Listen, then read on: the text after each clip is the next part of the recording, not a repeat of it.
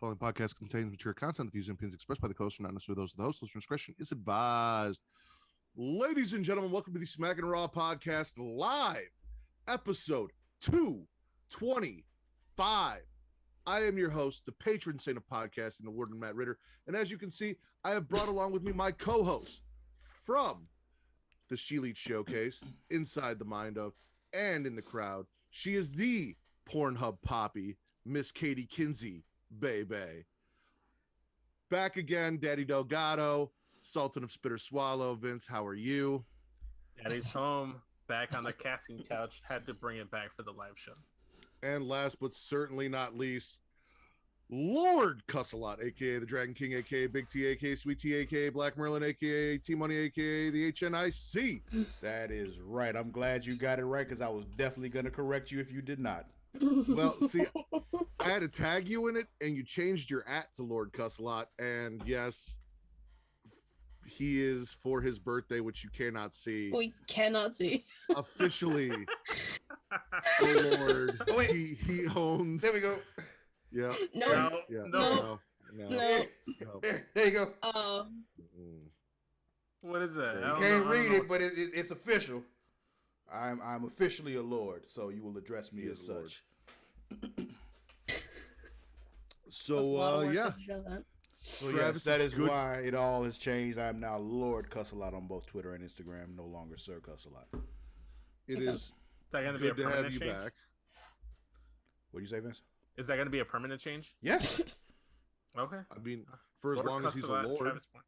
Yeah, Vince, Jesus. Was there like an expiration date on that? Like kind of like No, State there ID? is not. That's the point, dumbass. Well, that Matt made it sound like it has an expiration date. Like it's only That valid was for 4 years. sarcasm. I Okay. know you have a difficult time understanding more complex, Just things call me like Sheldon that, Cooper but, when it comes to you know, sarcasm. Continue Anyway, that, please.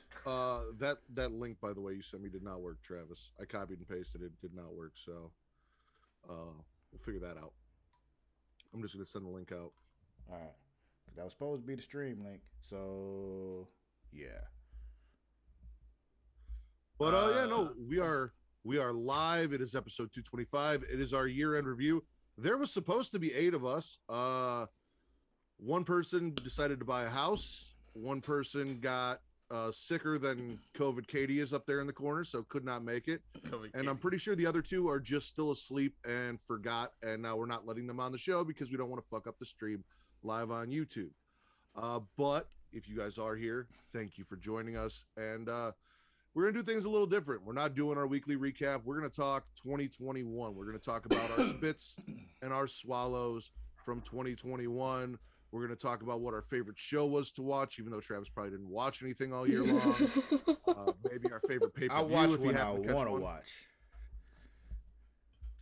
watch. Favorite pay-per-view if Travis happened to catch one. And also, most important, submitted by Michael LaShawn Willis. Our topic is why Vince can't show up to the podcast that he co-hosts.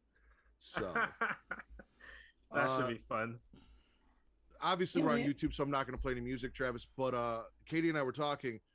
Did you see Xavier Woods' most recent? Well, I guess not recent now, but I think it was Wednesday night. He posted something where he was destroying a stuffed panda. No. Yeah. We kind of decided that when you're on now, maybe you should start sending him panda gifts because he was I don't remember exactly what it was. You may have to look it up, but he said something along the lines of not liking pandas and then ripping up a stuffed panda. Yeah, so since he's like the host of G4 now, I guess they gave him like a panda plushie and he was just like, don't give me panda plushies, and he like started beating it up and like ripped it and like my yeah, God. stuffing everywhere. It was a massacre. That sounds like It's a great not that idea. deep. It's not that deep, Xavier. It's about to. I would It's love to about get be. I would love to get Kingwood's attention here on the Smackin It Raw podcast. That'd be incredible. I would much rather have his attention than Sauce's attention, to be quite honest. Really? There you- How so? Because he's fellow royalty? That would have been true before that. But even before now, I've said it before, like he's my favorite person on the roster, has been for a very long time. I mean, King Xavier's the best, that's why. And I appreciate that you refer to him as King Xavier, which is how he should be referred to, and not King Woods. Trash. He's King Woods. King Xavier. He himself has called himself King Woods. I know, but it Yes, makes more but- sense to be like the first name, like it's Queen Zelina, not Queen Vega. So it'd make more sense to be King Xavier. When you're king, you're what you claim you are. I understand that. I'm just saying it would make more sense.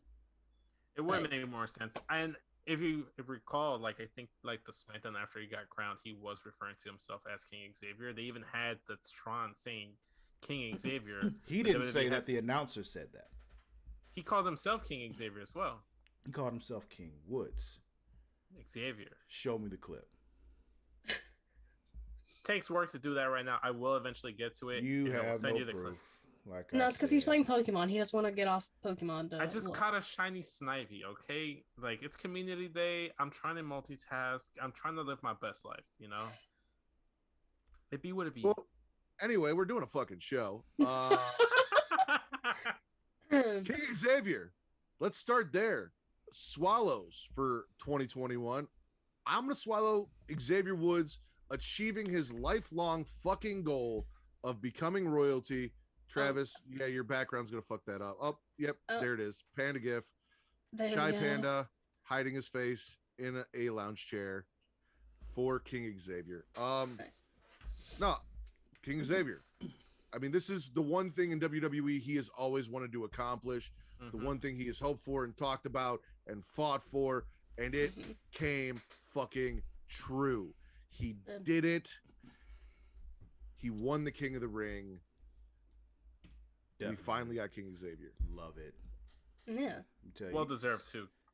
Definitely well deserved. He's also one, like I just mentioned earlier, he is my favorite person on the roster, has been for a very long time. And I love the fact that he's one, he was just like, okay, I'm not huge, so I can't be that guy. I'm not Kofi. I can't do all the crazy flippity dippy stuff. But I know what I can do. I can work that mic and I can put on a fucking show. So you're like, where do I fit in? Right there. I can rule the fucking mid card. He And I found will his say- spot. I'm right there. That's where I'm at. King of the Ring. What were you saying, Vince? I'm sorry. Not really. No, but go it's ahead. it's fine. It's my fault. I cut you in. I just wanted to say, like, honestly, like, huge props to Xavier Woods in general, because I feel like without him, the New Day isn't what the New Day is. Because New Day doesn't we're- exist without him. Yeah, no, New Day doesn't reach the heights without him. Yes, Big E is Big E, Kofi Kingston, like, you were giving their props. They bring what they bring to the table. But I feel like Xavier Woods helped bring that personality out a little bit more on television, and it was a little bit more bold. I don't think Kofi Kingston or Big E are like willing to go ahead and like make their boots look like boot elves. Like they're not willing to do that. Like maybe you. I mean, Big E does have an entire Seinfeld fucking ring gear setup, so yeah, but Now he does. Now he Yeah. does post New Day, and if you that's just my whole point, is that I feel like he helps bring that little like extra that makes New Day feel New Day, because Kofi Kingston and Big E, they were tag teaming together, I want to say like a good month before New Day actually formed. Yeah, yeah. If you And listen they to were the just a podcast, champ- they talk about that. Like, it wasn't Mhm. until Woods came to them and said, "Hey, let's try to make this happen," that they really started pushing for it until it finally did happen. They were all floundering basically. Woods was like, I was on my way out the door. I knew it. You know, they hadn't actually told him that, but he knew he would be out the door soon if he didn't do something, and he found something. Yeah. you Speaking got of anything to add, which, Katie, oh, yeah. before Vince moves on? No, I mean, you guys basically said everything. I'm just happy that this finally gave Xavier the chance to shine as a performer, because he's so fucking talented and he was never shown in that way. He was always kind of just like the afterthought of like the New Day, because Big E's the power, Kofi's fucking Kofi, and then Xavier was mainly just seen as the mic guy, but he's actually very incredible in the ring, and I'm so happy people are finally seeing that. And he got to achieve King of the Ring, which is all he's ever wanted to fucking do. I would also like to add in and, you know, state my opinion that Kofi and Big E don't become world champion if it's not for Xavier Woods. Anyway, keep going. No. To add on to that, since we talked about Big E, I swallow the fact that 2021 is the blackest year WWE has ever had. Black as fuck. Xavier Woods as your WWE King of the Ring. Big E and Bobby Lashley as WWE champion. Bianca Belair as WWE Women's Champion. Like, WWE went from, we've had one black WWE champion in the last 40 years, who was only roughly, half I'm estimating, and he was only half black, to just all the black champions everywhere. So shout out to WWE for that. But specifically, Big E, that's something I've wanted to see for a long time. Super fucking stoked about that. Swallowing the shit out of Big E, because not only did he maintain being Big E and being that silly guy that pumped the Money in the Bank briefcase and got oiled up and did all that shit, but also showed, you know, that doing that, he could still be champion. He can still be taken seriously. We've got a fatal 4-way coming up with 2 black men in the main event fighting for the WWE title, along with Kevin Owens and Seth Rollins, and Bobby Lashley and Big E. I'm super excited for day one because of that. I really hope Big E pulls it out, because then he will have beaten the almighty WWE champion, former Universal champion, former WWE and Universal champion. That'll really kind of solidify him in that main event spot. So, and the people love Big E. Like, he's everywhere. Yeah. Like, everywhere. Like college football introduction thing when he did that thing for the heavyweight fight with Tyson Fury and Deontay Wilder. Like, it's just like he is everywhere, and it is great. Yeah, that's part of my swallows as well for the new year was specifically Bobby Lashley and Big E winning the WWE title in the same year was fantastic. Like you were mentioning, Matt, you don't really see too many like people of color, let alone black people, holding the WWE title. I'm not talking about the world title. It's fine. It's whatever, but it's a secondary title. It's the WWE title. It's the main prestigious title. It means a lot more when that title is the one that's being held. And it's fantastic. And specifically those two guys, I was a little bit more hyped for Bobby Lashley because I never thought he'd actually get that opportunity. I felt like Big E still had a chance to be champion once New Day broke up. But when Bobby Lashley left WWE back in like mid 2000s and then joined Impact Wrestling and then came back, obviously I felt like he was going to be a player in the upper mid card. But, you know, like stuff with like Lashley's sisters and like the Leo Rush experiment, I'd never really thought that they might put the WWE title on Bobby Lashley, and I was a big Bobby Lashley guy when he first debuted. The Leo Rush thing could have worked though. It could have. They just skid in the wrong direction. Yeah. I feel like Lashley. Yeah. But thanks to MVP. Shout out to MVP, man. Shout out to MVP. Speaking of black excellence, this is actually my second biggest swallow of the year. Sasha Banks and Bianca Belair main eventing WrestleMania Night 1. Fucking fantastic. And to this day, I feel like it's probably my favorite match of the year. It was so fucking good. The best match between both nights still to me. And it was great to see 2 black women, 2 black excellent wrestlers out there just performing. It was fantastic. I agree. No, Bianca getting that main event spot, winning the title, becoming, I mean, so you've got the top tier in the women's division. You've got, you know, the 4 horsewomen. They're, you know, equivalent to the highest paid top 4 porn stars on Pornhub. Like, they're the face. They're the money. And there's only a couple people that get up in that stratosphere with them, like Asuka. Bianca did what everyone thought Rhea Ripley was going to do, and we see Rhea, as much as we love her, is in the tag division, and Bianca has stepped into that spot.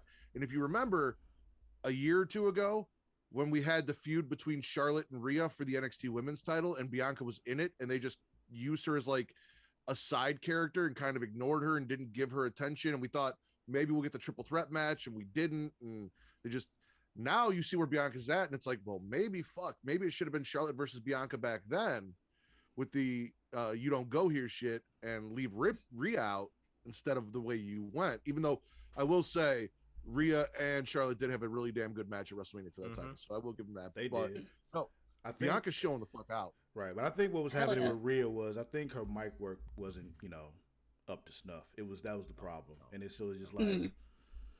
if you can't really bring the people in, we could just use you like we used everyone else who was just a good hand. Mhm. Rhea can take a pounding, but her oral needs work. Yeah, Big time. And I said it better myself, Matt. Travis, you were talking about Bobby Lashley, which is also a big swallow from this year. But I gotta ask, so MVP, also a big swallow for what he did for Bobby Lashley and just everything in general, including here. My question for you, sir, to see if I can get you a little riled up, is Shelton Benjamin just that bad that he couldn't get him over either? Or what if he could do this for Bobby Lashley, why couldn't he get Shelton and Cedric over? Uh-oh.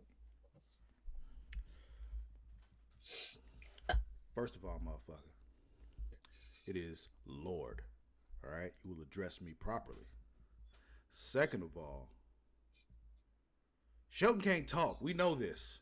It's just that simple. That's what I'm saying. Is MVP's there to talk for him? Why couldn't he get him over? Because they keep telling him to talk anyway.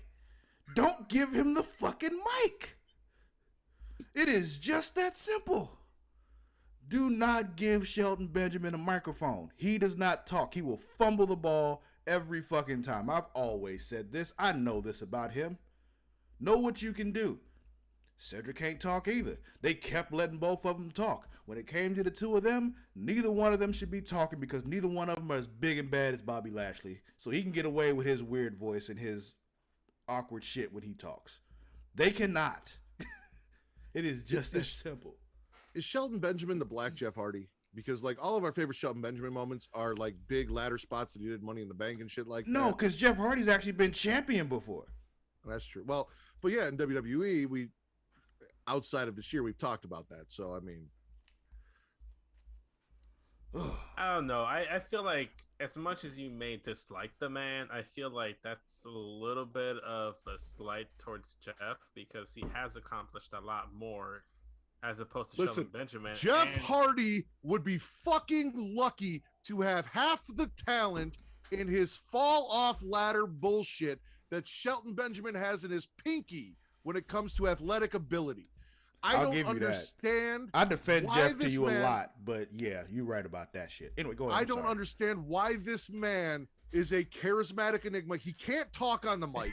All of his moves is just him falling down off shit or onto shit. That is it. Right. But you all fucking love really him. Jump. And what drives me crazy is He like falls. black people love him more than white people do. And it's weird as shit to me. Like, I don't understand it. I can tell you, black people enjoy watching white people do weird, dumb shit. So Fair enough. honestly, like look at that dumbass white boy.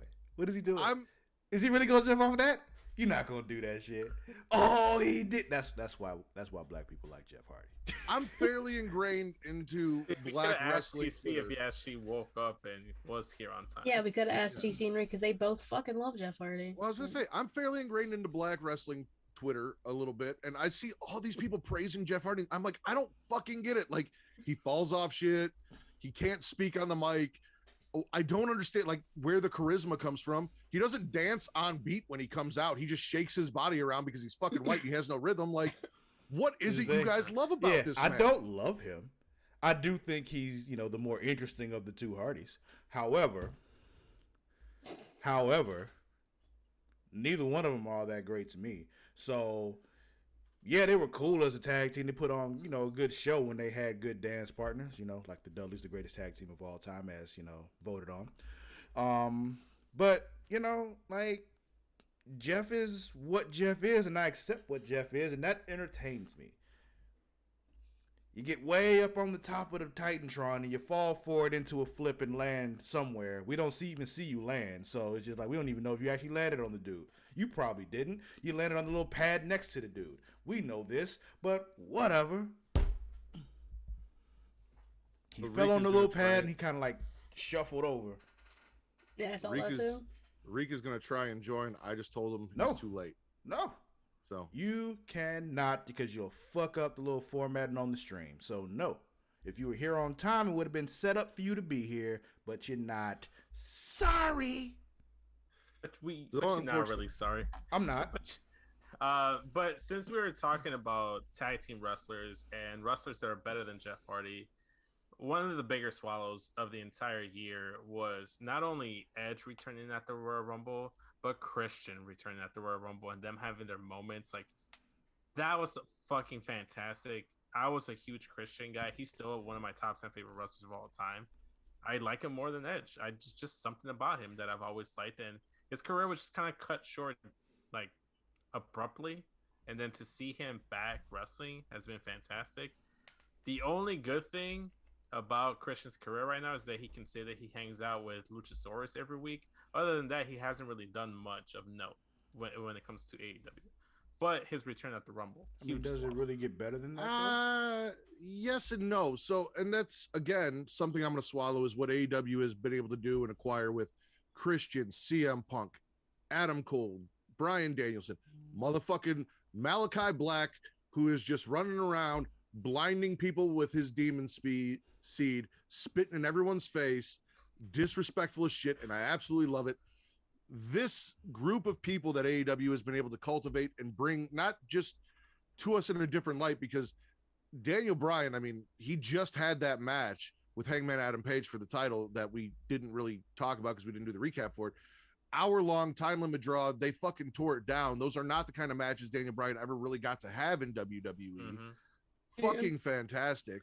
But then you've got Adam Cole back with his friends and his fiance Happy, Malachi Black with Creative Freedom. You've got CM Punk returning after all this time to the fans, to wrestling, to doing what he loves. All of these things I am swallowing for what they were able to do. And Christian is a tag team guy. So while he hasn't, I mean, he did accomplish becoming Impact champion again and defeating Kenny Omega for the Impact title. Yeah, but he did that under the Impact umbrella, though. He was still working for AEW when he did it. And Christian and Kenny tore it the fuck down for the title. Like, I was there for that match. That match slapped. It happened on AEW. Yeah. And he was with AEW. They haven't done really much of him. Well, like I will say it's not perfect. It's not perfect, but like I said, he can say he hangs out with Luchasaurus every week, and that's a win right there. Well, I was gonna say, and that's what he's doing is he's developing a tag team because he is a tag team wrestler. His now goal is to mentor Jungle Boy and the Luchador Dinosaur to tag team championship gold. And I feel like Travis, of all people, if this happens, is going to be super happy that Christian was there because we're going to put a belt on the fucking Luchador Dinosaur. And that's all Travis wants to see. It really is. It really is. I don't ask for much. I really don't. I'm not hard to please. And the Luchador Dinosaur is leagues above Ancient Andy, Prehistoric Paul, Jurassic Jim. That we'll talk about him later. Fuck that guy. Von Wagner from NXT, which you probably haven't watched at all this year. Any NXT, looks like he's straight out of Encino Man. Like they thawed him out of fucking ice, straight up Neanderthal. So instead of calling him Von Wagner because the name's stupid, I've given him 4 different names: all Prehistoric Paul, Ancient Andy, Jurassic Jim. Ancient Andy was Katie. Yeah, Jurassic Jim is hilarious. Ancient Andy is my favorite one because I thought of it and it's just so good. That's all. And BC Bob. BC Bob, of course. As far as AEW goes, Hangman finally winning the title after 2 years. 100% Hangman fucking winning. That is one of the biggest follows of the year. Like, there's not a lot with AEW, but Hangman finally getting the title after literally being in the first match to determine the first champion. He lost that. He had to go through all this bullshit with getting kicked out of the elite and all of that. And then, the elite is cowboy shit rises. I mean, he has the biggest pop of anyone on and that's compared to CM Punk right now. His pops are huge. That's how much people fucking love this cowboy. And I'm the number one wrestling podcast on Pornhub. We love huge pops. Bigger pop, the better. I will say there is a nitpick about Hangman Adam Page that I'm gonna save for my spits. I can't wait to roast you on it. So I Yeah, feel no, like once you hear it, you'd be like, you know what, that would have made this. I'm gonna disagree with you because Listen. Hangman deserves the goddamn world right now. And if you talk bad about him, I'm not again, talking bad about him gonna come to Chicago. necessarily.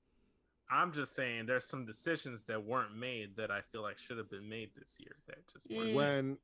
When I first saw Hangman, and he was doing the finisher that I created with Travis in a backyard on a trampoline that I absolutely love, and gave it a cooler name than I ever did. I fell in love with him. I was not a huge AEW guy. I actually wanted to see Hangman go to NXT. I thought he would be more successful in the black and gold version of NXT than he was in AEW. Black and gold is now gone. Now we got rainbow paint splatter NXT, which I still enjoy, but not quite the same. Seeing him finally reach that pinnacle, because I was one of the guys that was like, fuck Chris Jericho. Fuck Chris Jericho. Let Hangman have the title. Like, don't give it to Jericho. I know why they did it. It makes sense. I get it. Yeah. I would have rather saw Hangman have the championship. That was just where I was at. They didn't do it. It took 2 years. I wanted to see him go to NXT. I thought with everyone they had over there, but now they took everyone from NXT and they brought him over to fucking AEW. So now I still get all the shit I wanted. So it works out perfect. So, no, I'm super happy with Hangman as champion. Stoked for that. I was in Katie's chat on Wednesday, and I have the perfect booking for Hangman Page going forward. All Out in Chicago, 2022. Malachi Black is the one to dethrone Hangman Adam Page as the top heel in the company and become AEW champion. Let him wreck the Dark Order. Let him blind Tiny Hands. Do whatever he's got to do, along with his possible new tag team partner, Brody King, which they alluded to also on Dynamite. I'm all stoked for that. Let's see where it goes. Anything else we're swallowing this year? I still have a shit ton, but I want to give Katie and Travis let's give some other people a chance to talk, Vince.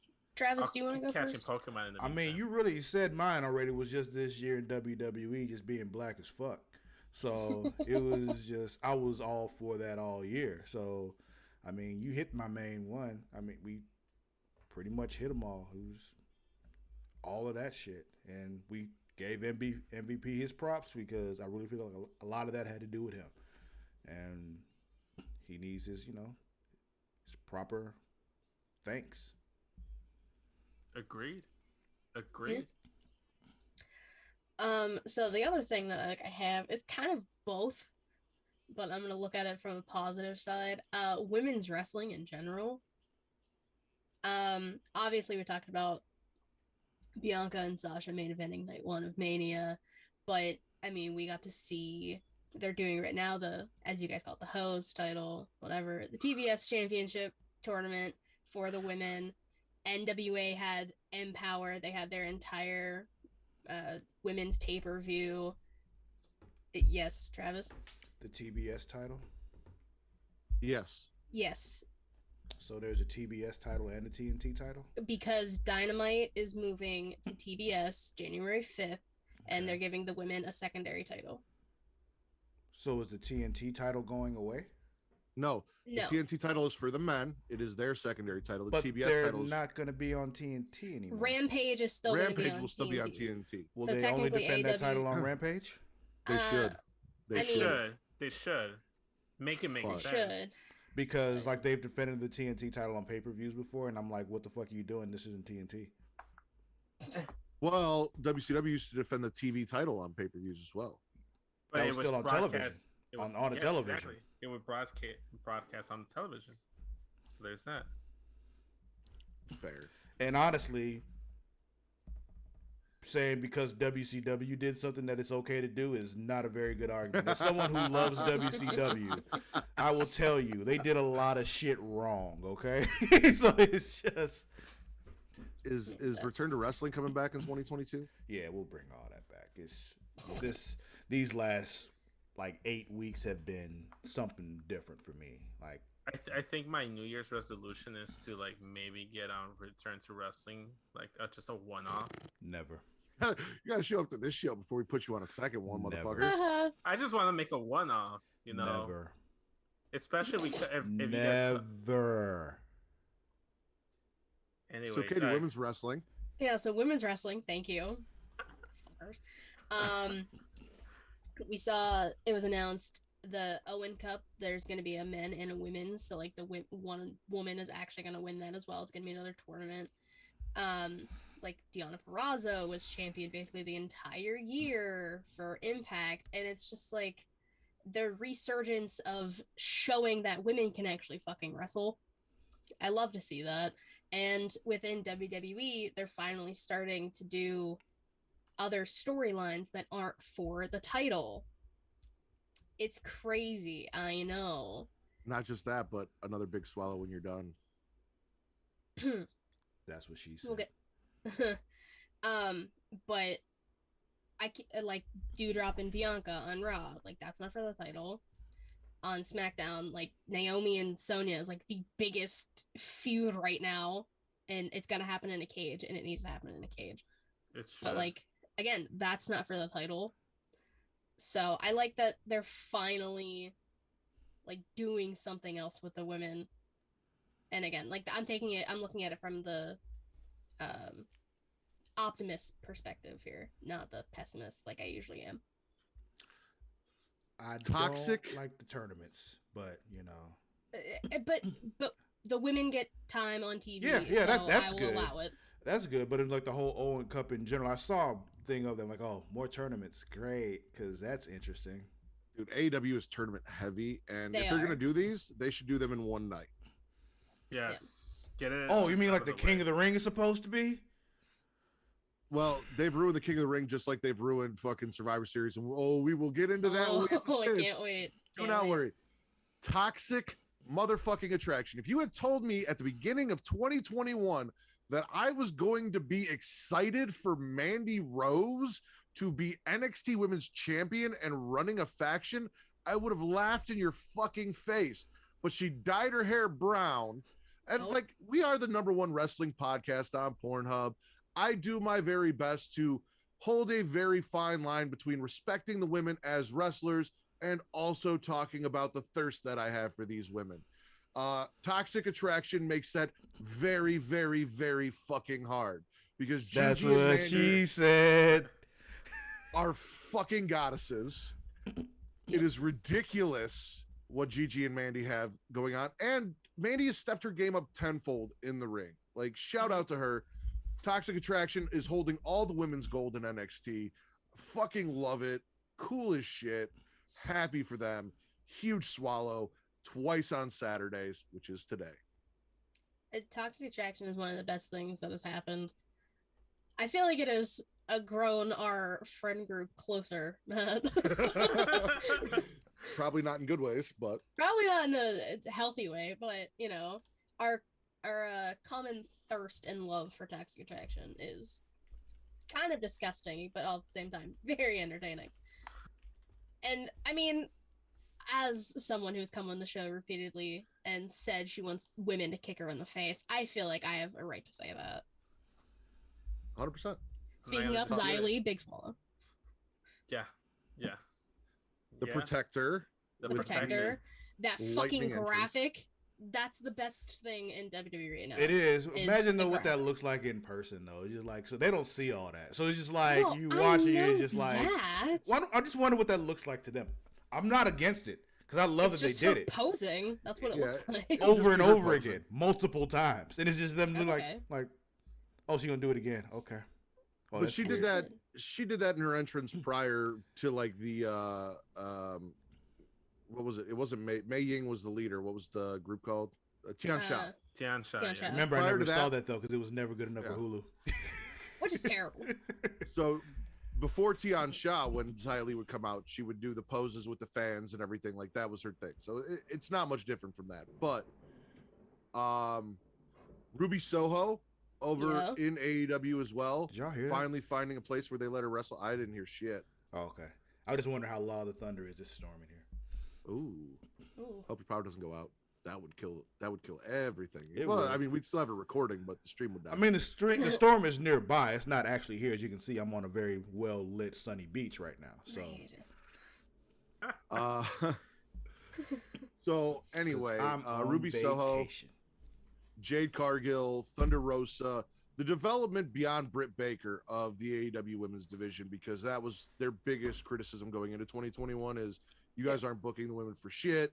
There was a lot of talk about Kenny booking the women, and that's why it was mainly focused on the Joshi talent, who then weren't available due to COVID. Refocused, recentered. The women are getting time, more time than they did, getting stories, getting to do things. Yes, Travis.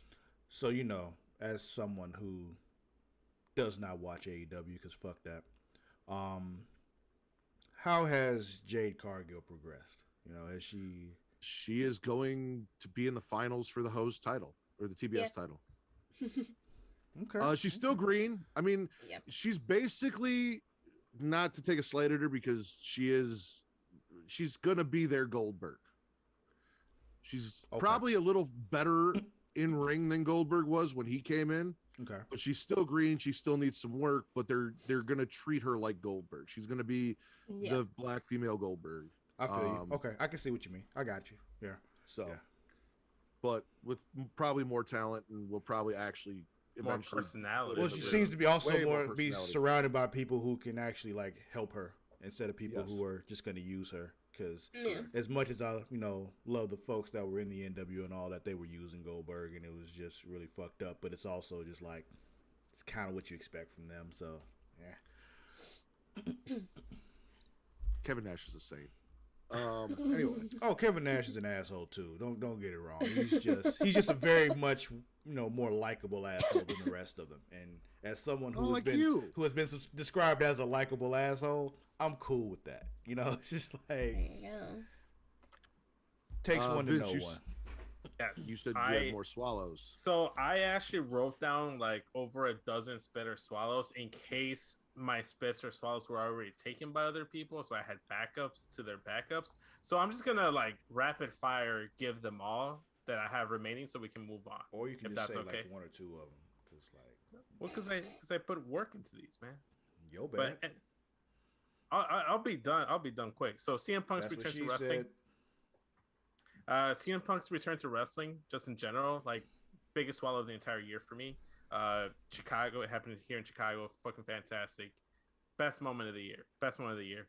My tribal chief, Roman Reigns, he was the best thing in wrestling on SmackDown. He's the only reason why I wanted to go on SmackDown last night, but I chose not to go to last minute. Big Booty Brock, this man came back bigger and badder than ever, rocking the flannels and the overalls. Can't say anything bad about Brock Lesnar. John Cena returning and his match against Roman Reigns at Money in the Bank. Was it at Money in the Bank? It was at SummerSlam. SummerSlam. His return at Money in the Bank match at SummerSlam. There you go. Fantastic. It was one of the most entertaining things ever. All out here in Chicago, Daniel Bryan and Adam Cole's debut consecutively, after back to back. Fantastic. Finn Balor's NXT run and his abs in general just are a swallow for me every year. And let's not forget the moose knuckle. Stop it. Listen, I don't care. Finn Balor gets on that top rope. He leans back and shoves his crotch into the camera, and all you see is straight up moose knuckle. I am pretty sure I know exactly what Finn Balor's dick looks like. You say it like it's a bad thing. I'm not. We're talking about swallows. I am asking you to swallow Finn Balor's moose knuckle, Vince. Okay. Fair enough. But it's soft. So I mean, did he really swallow it? Yeah, imagine what it's like hard. Yeah, are you really swallowing it if it's maybe he has soft, a fluffer before he goes out to the ring. Maybe he has a personal fluffer in Gorilla, and then he comes out and then just makes it look just more. I wouldn't be mad at him for it. Just keep talking, Vince. Just go ahead. Last two, Sheamusing, because this is they the year should all Sheamus. have a fluffer before they go out there in the tights, but whatever. Yeah, exactly. Sheamusing, one of the bigger swallows of the year, and of course Bad Bunny and his Canadian Destroyer. How can I not swallow Bad Bunny at WrestleMania? Fucking fantastic! That man performed at the Royal Rumble. Thank you to Bad Bunny. He made my year. I mean, before we move. I was gonna say it was at Mania. I don't know why you said Rumble. He did one move at the Rumble. No. He performed at the Rumble. Is what I said. Oh, okay. Like he did. That's why I was like, what are you talking about? But never mind. I wasn't feeling the live performance, but I will give Bad Bunny credit. I didn't have a lot of faith in him. He pulled out one hell of a WrestleMania match. Shout out to The Miz and John Morrison for that. Props and to them. Damian Priest. And Damian Priest. Priest. Yes, sir. Don't feel bad, kid. I don't really listen to Vince when he's talking either. Last bit of swallows. These are solely specifically to this show and the podcast from 2021. The four beautiful people here. Travis for, not just hitting me up one day and telling me, you know what, you suck, we're done, stop recording shit. Vince for, repeatedly going out to get cigarettes and then feeling bad and guilty and coming back to the show. We do appreciate it. And Katie being here for all the times that my father left me, or Daddy Delgado left me shy of a co-host to fill in and help out, becoming the new Pornhub Poppy. Also, everyone that we've worked with this year, Marks with Mikes, Down for the Count, Powerbomb Jutsu, Apron Bump, The Angle Radio, Getcho, who could not be here today, Young Kings Wrestling, who also could not be here today, even though Reek tried 45 minutes late. Sorry, Reek. Love you. I'm not. Travis isn't. We are. Kyle from Smackin It Raw. From Apron Bump. Kyle from Apron Bump. Mr. Warren Hayes. Mr. Warren Hayes. How could you forget the Warren Hayes? I didn't. I was trying to go through the list, and then I got distracted by Travis. He does that. He does that. All of the people. Effect on people. And if you want to know, if you're watching the YouTube version, the background has the logos of everyone that we've worked with. I've had the ability to, along with Vince and possibly Travis, if Katie so desires and Travis can find time to, been able to be on Inside the Mind of, where she interviewed us about our podcasting, our lives, and things like that. Also in the crowd, which was fun as shit, even though everyone she does is a fucking nightmare for her, and she just gets angry. You want to interview little old me? If you're down for it, Travis, we'll make it happen next year. I mean, she interviewed Vince, Travis, so like... You're right. There's nowhere to go but up from there. You're right. Okay. Jizzy from the Deadass Girls coming on and doing the shows with us. Got us our highest views on Pornhub, which is the biggest swallow, is all the love you guys have shown us on Pornhub this year. We have a fucking video on Pornhub where nobody is naked, nobody's sucking a dick, there are no cum shots or nothing, and over 500 people have fucking watched it, and that is just amazing to me. And just think what'll happen when we finally do have it. Exactly. When I finally get Vince to suck a dick on TV or on Pornhub. We already got him on the casting couch. It's only a matter of time. I regret my presence on this show. Oh, you have not yet begun to regret your decision, sir. Oh, shit. Well, I think I got everyone, but if I forgot anyone, I apologize. But thank everyone for coming on, helping to make the show what it is. You guys are the biggest swallows. I do appreciate the shit out of it, and I've had fun with everyone we've had on. So, also, want to just kind of give a big swallow to Lord Cussalot, Travis Pointer, for giving me the opportunity and giving me the okay to be on the show, even though towards the end my attendance dropped. But putting me on the website, allowing me to do my own side hustle with Spit or Swallow, which I will be doing one for not only WWE Day 1, but Spider-Man No Way Home. So since we are Creation World, why limit myself to just wrestling when we can talk about Spider-Man, probably the best movie of the year? I mean, interesting you just put it out there you were doing that without talking to me first, but you know. I do most of the things on here without telling you. I'm just like, hey, this is what I'm doing. I'm like, okay, cool, whatever. I don't care. Just let me know when it's up. Most of the time.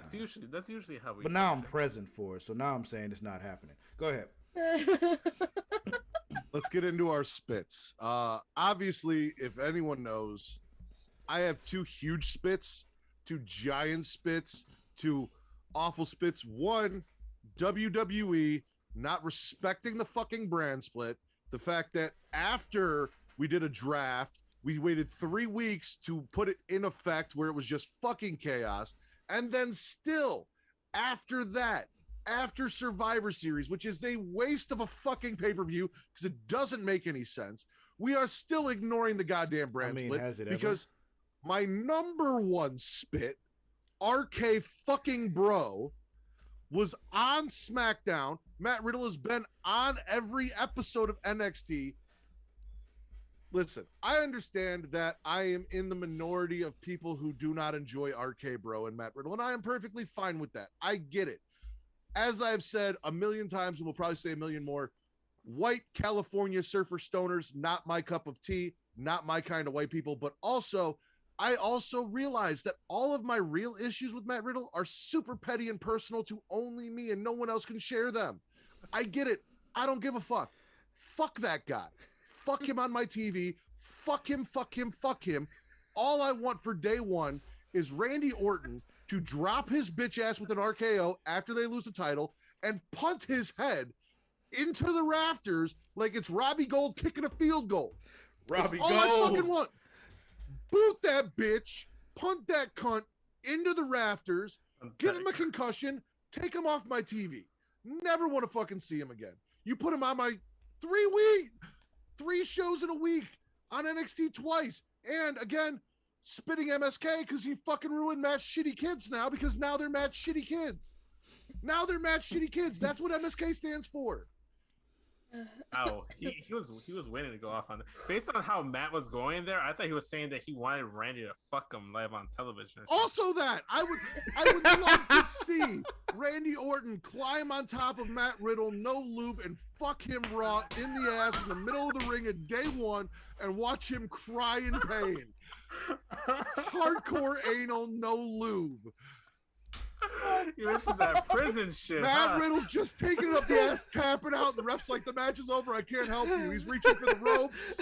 Nothing. Your voice keeps cracking too, which makes this perfect. All I want. Is that too much to ask for? Oh really? my god. Oh What my fuck? Can we move on? And Katie, can you give us one of your spits that? And hopefully man. not go on a tangent rant like that. Oh my god.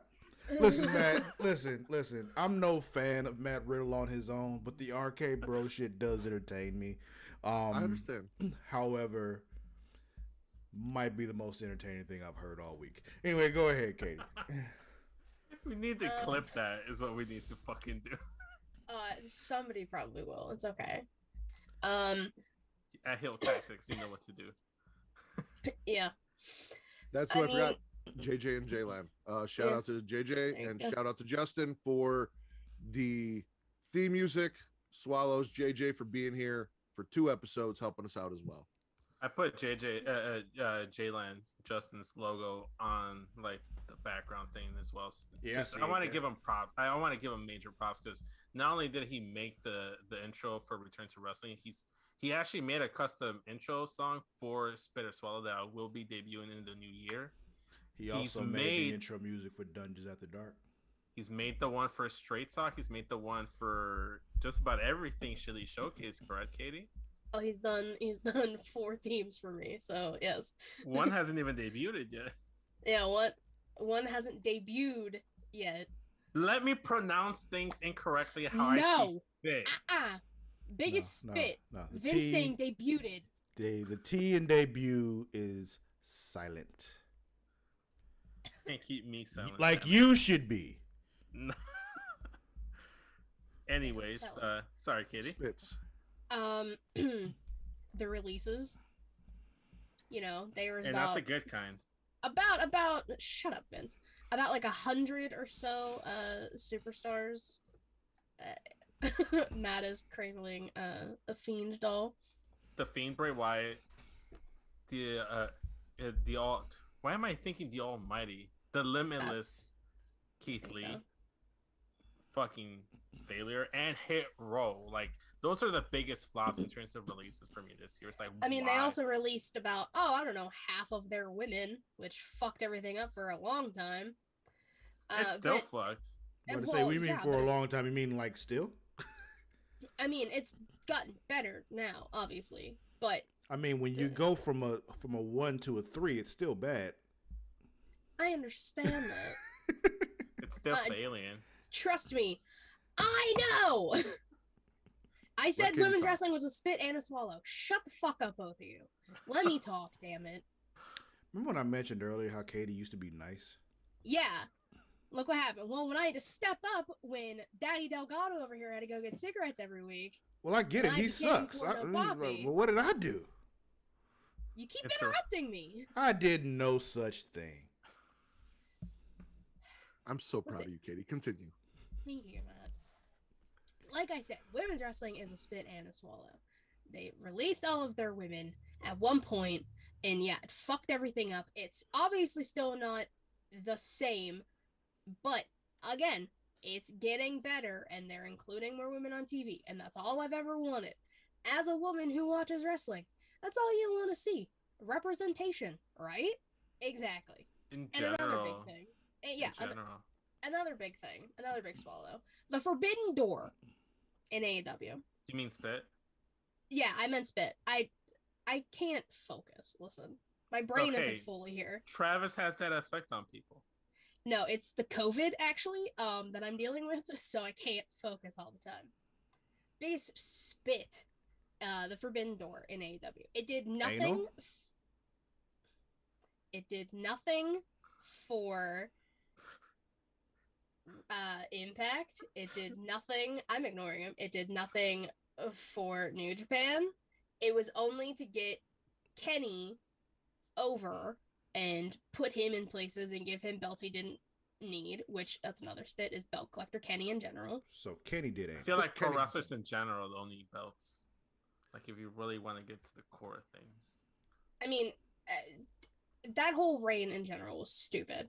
Like him collecting all the belts, he's not Thanos. Nobody gives a fuck. It was a waste of time, and it ruined a shit ton of people.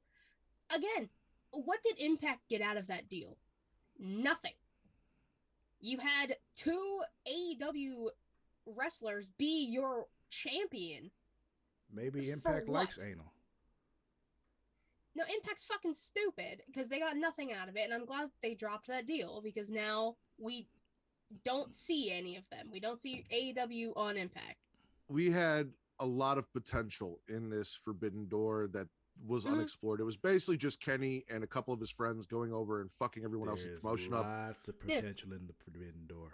There was lots of potential. And the Forbidden Door was a tight squeeze. We only got one in. Like I would have liked to see some women get in there. Doubling up on that is usually a really bad idea, dude. Deonna Purrazzo coming through the Forbidden Door, Jordan Grace pounding her way through the Forbidden Door. All that would have been great. Would have loved to see some of that shit. Instead, all we got was Kenny Blomega and fucking the Good Brothers back and forth. And that was to watch that train. That's not fun. And then Christian. We got Christian who ended up doing what Kenny should have done and dropping the title to someone over an Impact after that ended. New Japan is still open, I think, technically, though. So I think so, but that's just for Moxley. Like Moxley just wants to literally only for Moxley, and he's gone now. So yeah, and he's out for a while. So Japan's Forbidden Door is only open for Moxley. Gotcha. Yes. Makes sense. Yeah. And it wasn't even for like the main talent. It was for like Suzuki and Sad Yoshi, as you called him. Sad Yoshi, what? Yeah. Why is Yoshi sad? What happened? Listen, there's a whole discussion.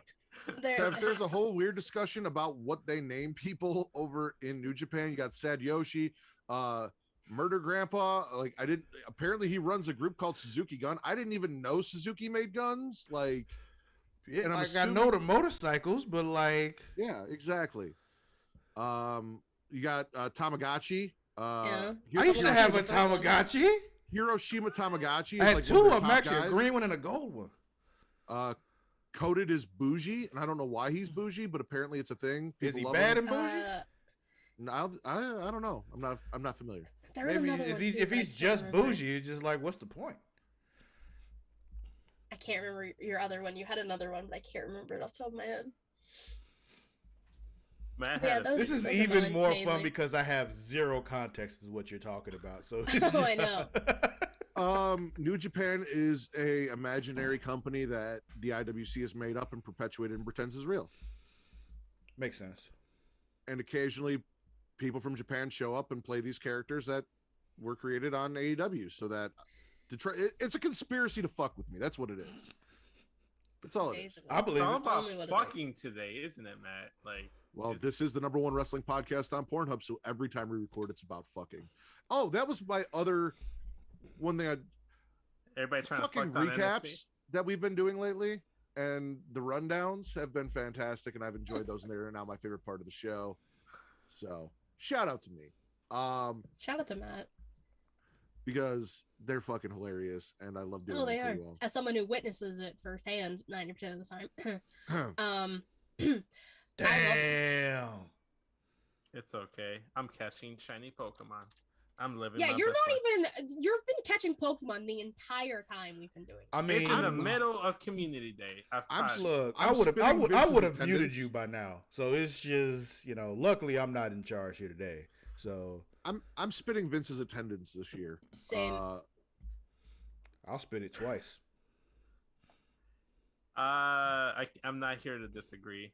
My attendance has been piss poor this year, but We'll if talk about it more later. Don't worry. we shall. But if we're gonna go on spits, I once again I have a few spits on here. Well, before you do that, can I tell you my spits? Because Yes, like Vince likes yes, to of go course. forever, and I don't have a lot. Like it's really just one major spit for the entire year, and it is just Vince's existence in general.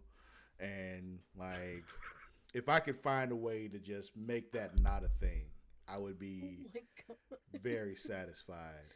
Because honestly, just Wow. Well, I mean, this honestly, isn't no, for text- real, the main one was the Keith Lee release. Like, if I'm being completely honest, but I needed to say that as well. What were you saying, Matt? I'm sorry. I was gonna say this isn't Texas, so I mean, you can do whatever you need to do. Your body, your choice, Travis. This is true. This is true. You know, oral sex is actually illegal in Texas and Florida. Really? What? Yeah, So is technically. gambling's also illegal in Texas, apparently. So Yeah, you got to do it in specific places, like in water. But yeah, it's just like yeah, like literally like lakes and Wait, rivers wait. and shit like that. It's okay. Gambling or oral sex? Probably both. Both. probably. No, there's like I a whole thing. need- There's a list of states where like oral sex is still illegal, like technically. I need there to be a law that says you can only suck dick in a body of water in Texas. Like, I need that to physically be a thing. No, that's the thing. There's like exceptions for a lot of laws when you're on a body of water, which is why they're able to do gambling boats and all that kind of stuff in a lot of different places. But yeah, You do brothels on the water? possibly. Probably.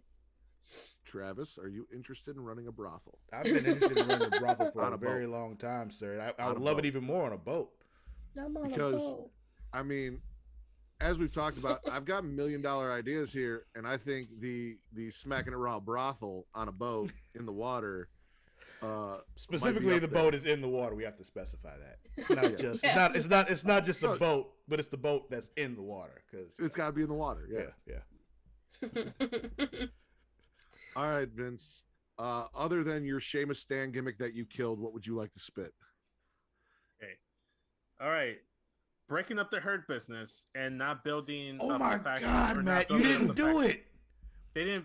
You were They should- supposed to mute him as soon as he started talking. How could you? Oh, I'm not around enough. I'm sorry. Go ahead.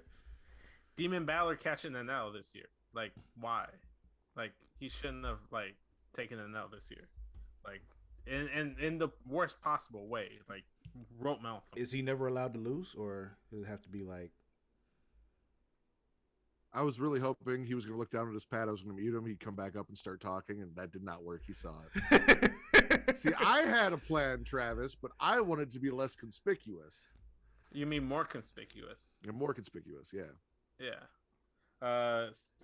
I don't know if I don't know how to transition to that, but Becky Lynch squashing Bianca Belair. Big spit. Fuck. Oh yeah, I'll spit that too. Major yeah. spit. Yeah, I forgot that Samoa happened. Joe's release, then rehire, then winning the NXT Championship just to get injured after winning the championship. Well, I mean, that wasn't nobody's fault. Yeah. The release was. I'd honestly think say him being released so he could go to NXT and win the NXT title is more of a swallow than a spit. And I think that was more just a contract restructuring kind of thing, more so than an actual release. Samoa Joe in NXT at the end of Black and Gold was fucking fantastic. That last run he had as champion was fantastic. It was True. I will say it was good. That little like bubble was really good. Exploding barbed wire death match botch. I forgot about that. All big. Listen, this year has been so fucking long. I sat here for 4 hours trying to figure out what all happened this year. Yes. Cody Rhodes. Just Cody Rhodes. In general. In general. Yep. Fuck Nope, fuck Cody Rhodes. Fuck Cody Rhodes. Karrion Kross existing So, was a spit for me. Gotta Listen. bring this back because, again, as someone who just don't give a shit about AEW, why do we hate Cody Rhodes? Because he's 'Cause he Mr. exists. All Lives Matter. He's a Homelander. Like, for real, for real? So, if I remember correctly, and I could be remembering, I don't know. I believe the hate for Cody Rhodes started when he came out along with Brandy and said that all lives matter. And then I don't know if it was explained to him why that was an issue. But after that, he went out on TNT and he cut this promo about how he's going to have an interracial baby. And by having an interracial baby, basically he's going to end racism in the world. And then started coming out dressed in red, white, and blue every week, looking straight up like Homelander. So you talk about racism, you talk about ending racism, and then you dress yourself in a fucking shiny American flag every week. This is why we hate this man. And it leads me to think, though, was that all on purpose? Sometimes No, it feels because like they're it's on still purpose. trying to get him over sometimes as a it's not. babyface. Were they, though? Yeah. Because Yes. He's under the impression that he's still a babyface. all the best heels are. No, but last night Dan Lambert came out and as a heel manager was trying to get Cody Rhodes over as a babyface because they failed with a heel Malachi Black because everyone loved Malachi Black and wanted to see He's- Malachi Black destroy him. So they're just trying all these different heels to get Cody over, but nobody fucks with Cody. He's Yeah. turned into their John Cena / Roman Reigns. This is Except all the nobody's makings cheering. of being like the best heel, though. He could be, but he's But still he has trying to to be turn. He's not not having gonna to. turn. Because, like, it's like literally, it sounds like what you're saying is what he's doing is working as a heel. But that's the No, that's the thing. fucking- He's not portraying himself as a heel. That's the problem. Homelander Like, doesn't portray himself as a heel either. I get what Travis is saying, but what I'm I saying understand is what Travis is saying too, but it's he is not winning it. continuing. He's not doing anything heel like. He's not cheating. He's not insulting the crowd. He's not doing anything like overly.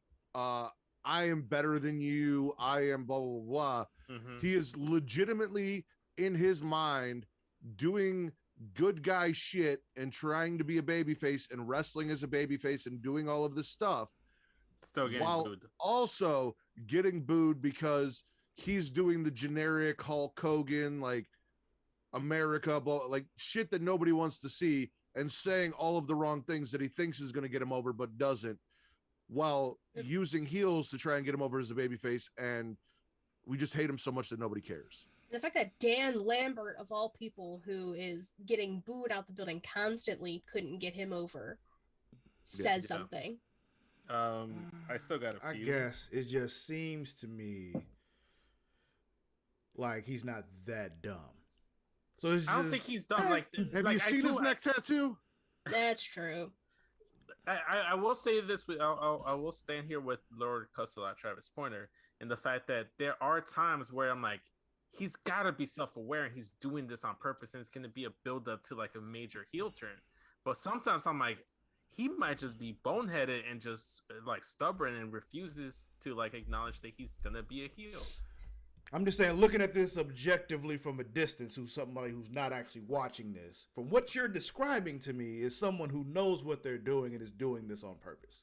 I I would mean, hope- I regardless, would hope it's so. fucking terrible, and he just needs to stop. But he's getting booed. He also put himself through a flaming table and then used white privilege to pin Andrade, even though he put himself through the flaming table. That's Yep. what I'm saying. What I'm saying is this reminds me of something that I've heard, one of our favorites, Kevin Nash, say before. Like, they have to switch shit up because we all know the card trick now. Okay. So you got to bring something different. And it seems to me like the way to bring something different in wrestling nowadays is to blur that line between what this person really is and what they are on TV instead of keeping those things separate like they tried to do. So it's like if you're able to find a way to blur that line again, it might be what they're doing. I'm not saying that's what they're doing. I'm saying it sounds like that could be it. I would hope that that's what they're doing. I would hope that that's what they're doing. I'm not giving them enough credit to do that. Yeah, I just think Cody Rhodes is kind of as much as I've enjoyed AEW as of recent, based on all of the other booking decisions they've made, I can't believe that Cody is the one smart thing they're doing around everything else that's just straight up regular wrestling. So, yeah. Baron Corbin this entire year, other than dumbass Baron Corbin, trash. 100%. Huge spit. Fuck Baron Corbin. Fuck Happy Corbin. The Undisputed Era being split, and then like half of the Undisputed Era, maybe 3/4 of the Undisputed Era, leaving to AEW, and like now. The latter half is a swallow, the breaking up is a spit, and also spit Kyle O'Reilly because singles Kyle O'Reilly, hipster Kyle O'Reilly, letting up has done nothing for anyone not named Adam Cole, and not even Adam Cole on AEW isn't really doing anything except just teaming with his buddies. He's just that's kind of one of the reasons he went there. That sounds like AEW with his buddies. This might be controversial, but I'm spitting WWE wasting the Money in the Bank briefcase on Nikki ASH and not doing anything with her, putting the title on her, hot-shotting her, and then now she's in the tag team. Then she was an afterthought in her tag team. She wasn't even selected for her brand Survivor Series team, even though she was the tag team champion of that brand and that division. She's become an afterthought right now. I know this is controversial. I would prefer them putting that Money in the Bank briefcase on someone like either Liv Morgan or Naomi were my choices to put that briefcase on. That's not why I'm raising my hand. I'm both going to disagree and side with you. On one hand, I feel like with Nikki ASH, they should have gone all in. They should have marketed the shit out of her. They should have made superhero dolls. They should have done more with her than they did. So that is a spit. But also, as someone who is an advocate for seeing someone work super fucking hard and just wanted to see them get the one title win, I am happy because I love Nikki Cross. I loved everything she did prior to Nikki ASH, and I even tried to go with the Nikki ASH shit. I'm happy to see that she got that title win because guys like Roddy Piper, Mr. Perfect, so on and so forth, Cesaro, they never got that, and they bust their ass off, and I like to see those people get that one. So since she got that one, props to her. No, I'm not spitting her winning the title. I'm spitting them wasting the briefcase because it was not even a month into it that they gave her the briefcase, won the championship, and a month later she lost the championship. They could have still done that story without the briefcase. But they gave her the championship, so it wasn't a waste because that's how she got it. They got a triple threat at SummerSlam for it. Last three, the change from NXT Black and Gold to NXT 2.0. Fuck you. No, I'm fighting that one. I'm not saying 2.0 is bad, but it's not NXT Black and Gold. I'm going to say this on the record. I don't give a fuck. Ever since Samoa Joe lost the NXT title, Black and Gold was not good. That last end run there for the Black and Gold before they switched with Kyle O'Reilly in the main event and all the shit they were doing. Karrion Kross killed it too. Karrion Kross, Kyle O'Reilly. It was not Karrion Kross. He was not the issue. Black and Gold was not good there at the end. They took all of the talented, fun people that we like to watch, put them on the main roster, and didn't do shit with them. All we had left was Adam Cole and Kyle O'Reilly's feud. They did the way stuff, but Johnny Gargano wasn't being used. Tommaso Ciampa was stuck with Timothy Thatcher. Everything that happened in the Black and Gold there at the end was fucking trash. It was bad. 2.0 came consistently your favorite show of the week. It still was because it was still better wrestling than every other show out there. And Dynamite hadn't gotten to the point to where it is now with the people I wanted to see and doing things that I enjoyed. Regardless of that, in the end, Black and Gold at the end of that run was trash. And 2.0 was a fresh coat of paint with new wrestlers and fun shit that I didn't think I was going to like, that I absolutely fucking do.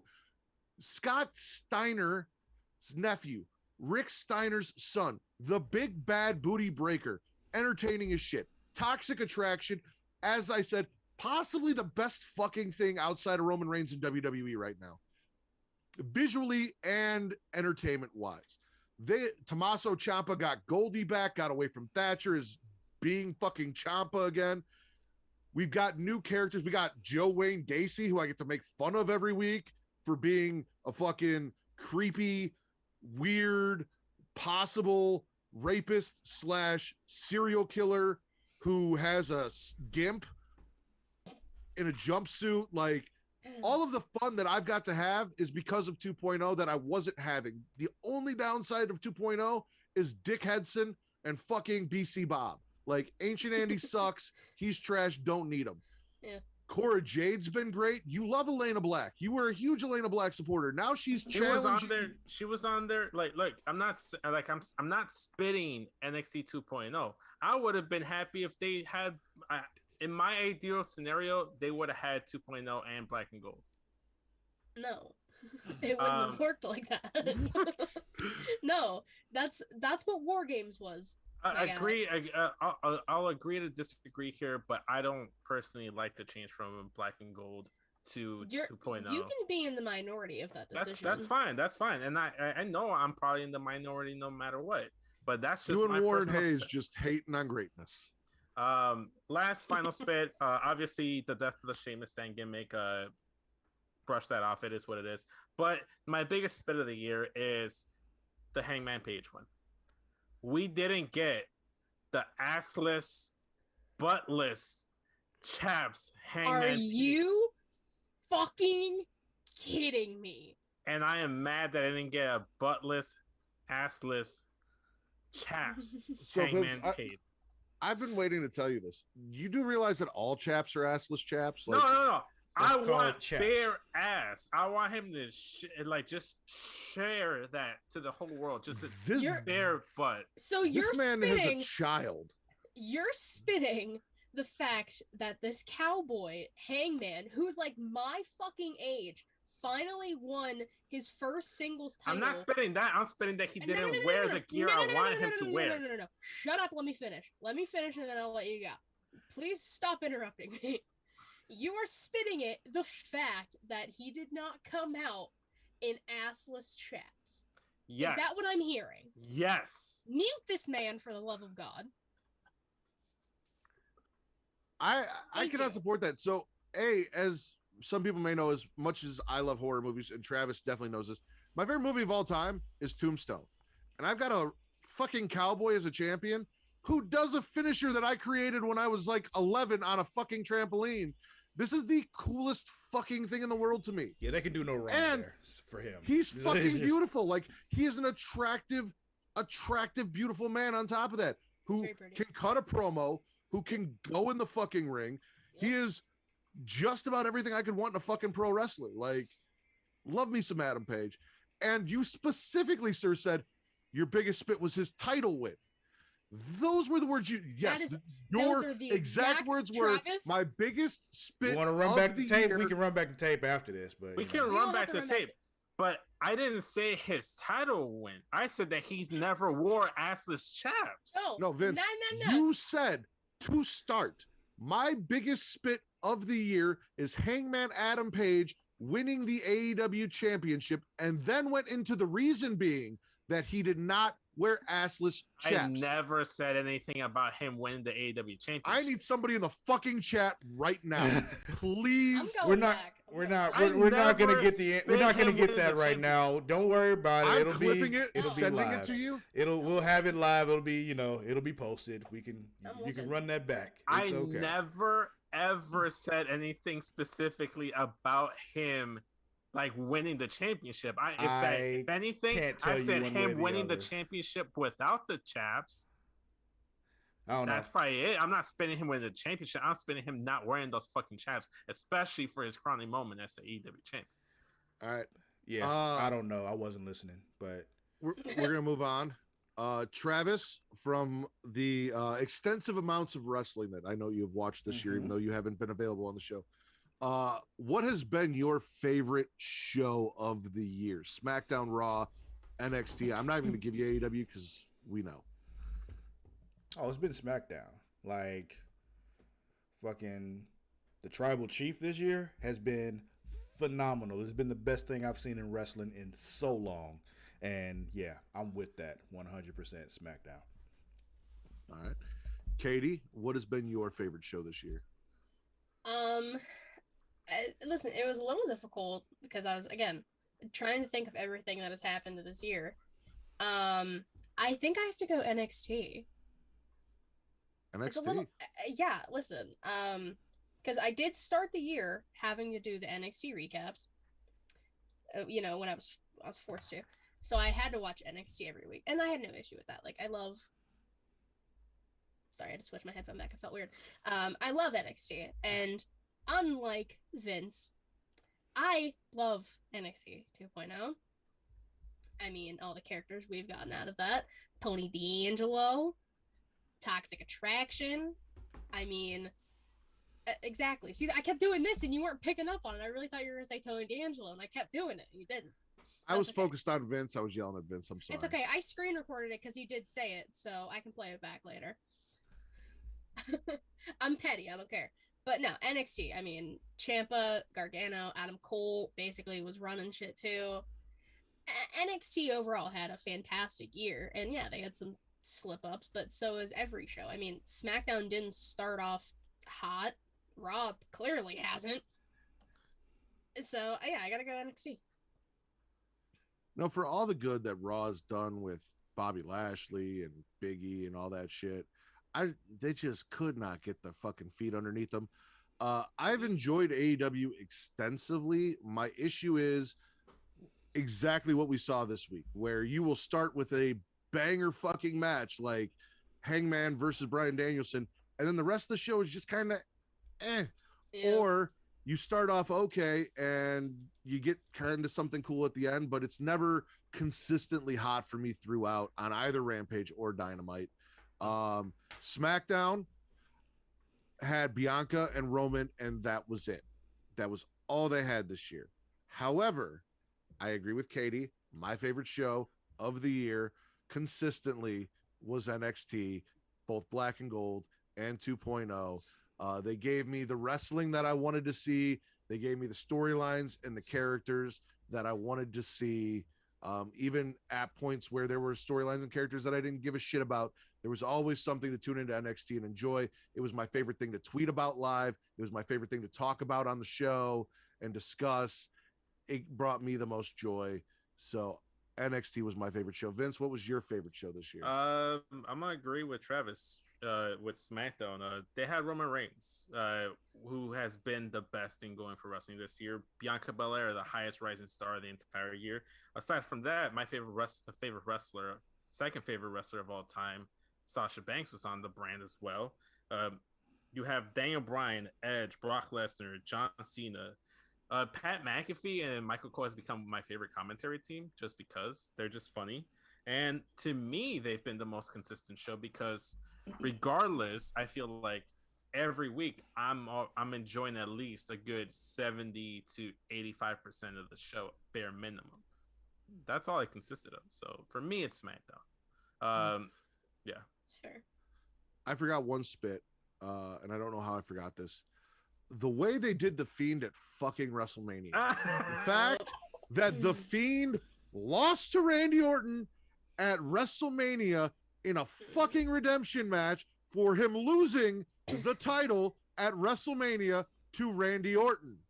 And then, after I was told, let it play out, let's see what happens, they fucking fired him. And they gave his gimmick to Alexa. That did not bother me. Alexa was fantastic, and it was not the same gimmick. It was her version of something that he kind of started, but she did her own thing with it. I am one of the few people that really enjoyed what Alexa had to offer because I love that kind of shit. Shout out to Abaddon, Devil's Thickest Demon as well. Yep. Love the 3 times she got to be on TV this year. Shout out. Yeah, no, this was the biggest thing that WWE had going for a while before Roman came back. This was the most popular thing. This was basically the face of WWE. It was motherfucking Bray Wyatt. I had waited so long for it to happen. It came, it happened. We went through all of the bullshit of him being lit on fire and everything. For him to fucking lose both the match and his job. Terrible. I specifically remember when they debuted The Fiend, and I'm watching it, and I'm just remember thinking to myself, Matt came in his shorts like 6 times already. Like, it is just like, I know Matt has already busted a nut multiple times and is working on another one right now. Like, this is all he could ever want right here, just on the entrance. And I'm just like, yeah, this is it. That's it. Kate turned and looked at me, and she goes, "Are you okay, Teresa?" I'm like, "Don't touch me. Don't touch me. Not yet. Don't touch me. I need a minute." I went and got a glass of water, rehydrated, sat down, enjoyed the shit out of it. Yeah. But then when his release came, I'm like, oh, biggest fucking spit. Travis, what was your favorite pay-per-view that you got to see this year?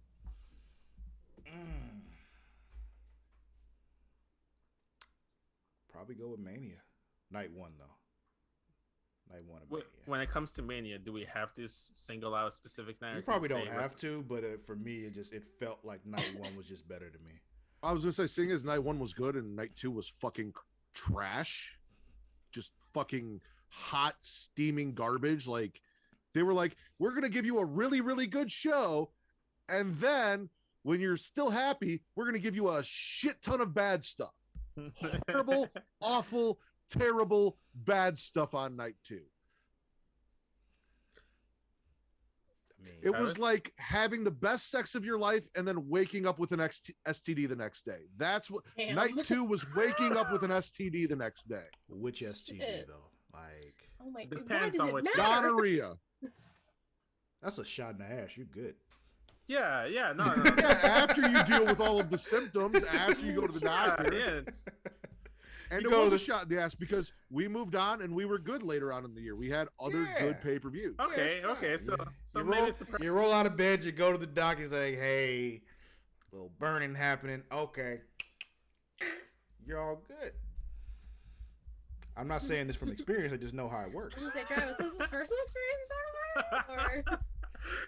Or... it sounded like we're on an episode of Knee-High Park. I'll agree with Travis once again, and it's not because I want to get on his good side. Obviously, Money in the Bank is a contender for me because it's when live crowds returned for WWE full time. All Out being in Chicago, so many great things that happened. Adam Cole, Bryan Danielson showing up, fantastic. CM Punk's return to wrestling, but I think WrestleMania Night 1 was just like one of my favorite wrestling shows to watch all year. Like, you had Bobby Lashley walking in as WWE champion, defeating Drew McIntyre. You had Cesaro defeating Seth Rollins, which was an underrated match. I feel like people at the time were talking about it, but people don't remember how good it actually was. And then you had Bad Bunny wrestling at WrestleMania, beating The Miz and Morrison, obviously. And then Bianca Belair versus Sasha Banks, probably having my favorite match of the night. How could it not be Night 1? It had everything in my swallows of the year. Bobby Lashley, WWE champion. Bianca Belair, Sasha Banks, Bad Bunny. What else could I want? Katie? Personal bias because I was there. SummerSlam. Now let me explain why. You sure it's not Survivor Series? Shut the fuck up. Stop it. No, SummerSlam. Here's why. I got to see John Cena wrestle again, and he was my favorite wrestler growing up. So seeing him wrestle again is always great. And him and Roman, banger match.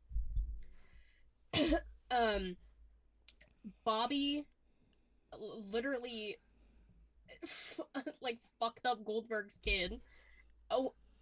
Fuck them kids. That's literally what started that, because of that. So seeing that live was hysterical. I'll admit it. I popped for Brock Lesnar. Whatever. It was cool as fuck to see. And although she squashed Bianca, seeing Becky return was cool. Because again, the crowd was hype. We didn't expect what we saw. But I got to see that. Overall, like, it was a pretty damn good show. So I gotta go SummerSlam. I'm with you on everything until you got to that last part. Like, oh, Becky came back. Yeah, fuck that. No, see, I know If how Becky people did, feel if about Becky had Becky. returned after the match and we still got Sasha versus Bianca Belair and they tore the house down, like, similar. Well, to if it. Sasha would have got her vax situation in check, then there We wouldn't don't be an issue know. with that, There's but- assumptions being made there. We don't know exactly what That's happened. speculation. That's hearsay. Eh. That's hearsay. That's hearsay. It's pretty big speculation, but Hearsay, Katie Kinsey.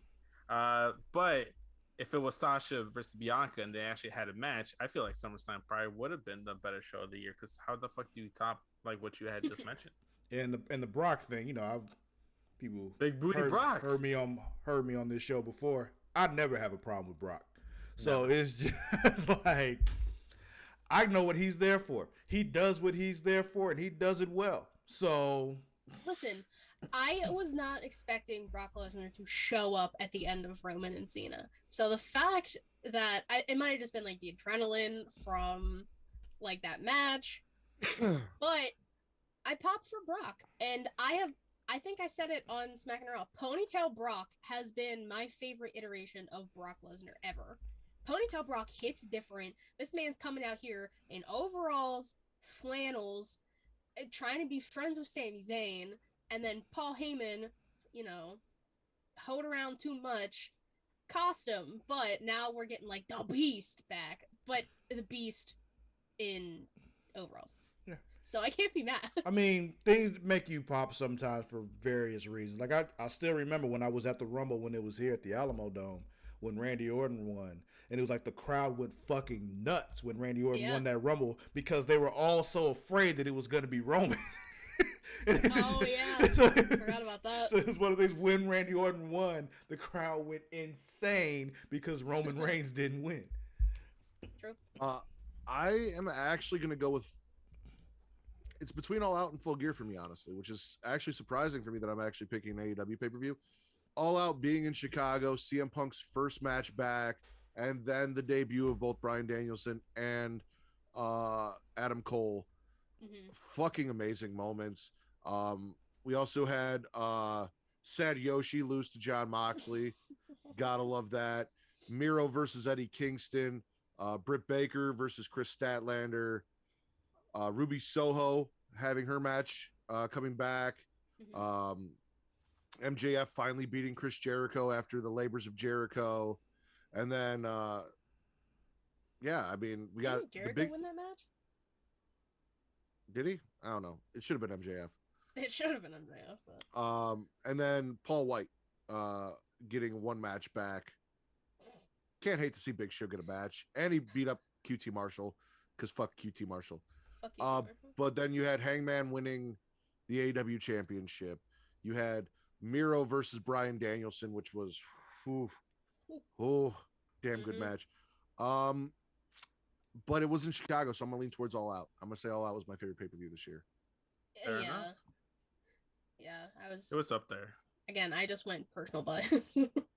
I got to see it. I mean, I kind of am too. Yeah, Chicago. Return of CM Punk, Chicago. first match, all that shit. Yeah. So, real quick, I am going to allow, while I step away for 2 seconds, Katie and Travis to start our final segment of the show before we sign off, which is discussing why Vince doesn't know how to show up for his fucking job.